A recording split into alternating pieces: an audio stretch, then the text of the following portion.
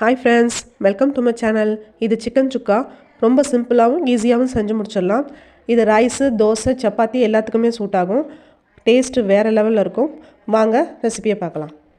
ஒரு கடாயில் ஒரு குழிக்கரண்டி எண்ணெய் ஊற்றிக்கோங்க. அதில் 2 பட்டை, 2 ஏலக்காய், 2 கிராம்பு தட்டி போட்டுக்கோங்க. 3 மீடியம் சைஸ் வெங்காயம் நீட்ட வாக்கில் நறுக்கி போட்டுக்கோங்க.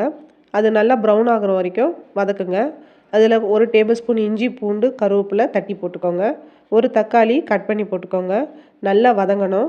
ஓரளவுக்கு வதங்கினதுக்கப்புறம் 1 டீஸ்பூன் காஷ்மீரி மிளகாய்த்தூள், 1/2 டீஸ்பூன் தனி மிளகாத்தூள், 1/2 டீஸ்பூன் மிளகுத்தூள், 1/2 டீஸ்பூன் சீரகத்தூள் எல்லாம் போட்டு நல்லா வதக்கிட்டு சிக்கனை வந்து ஒரு 1/2 மணி நேரம் மேரினேட் பண்ணி வைக்கணும். மஞ்சத்தூள், உப்பு, லெமன் பிழிஞ்சு மேரினேட் பண்ணி வச்சுக்கோங்க. எதுக்காக மேரினேட் பண்ணணும்னு நான் கடைசியில் சொல்கிறேன். சிக்கனை நல்லா வதக்கிக்கோங்க. சிக்கன் ஊற வச்சதில் கொஞ்சம் தண்ணி இருந்திருக்கும். அதோடு சேர்த்து ஒரு 1/2 டம்ளர் தண்ணி மட்டும் ஊற்றினா போதும்.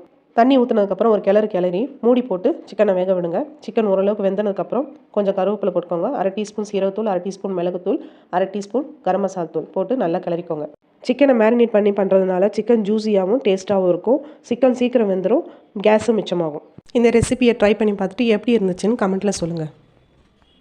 என்னோட இந்த சிம்பிள் ரெசிபி பிடிச்சிருந்ததுன்னா சப்ஸ்கிரைப் பண்ணி வச்சுக்கோங்க. பெல் ஐக்கானையும் தட்டி வச்சுக்கோங்க. Bye friends.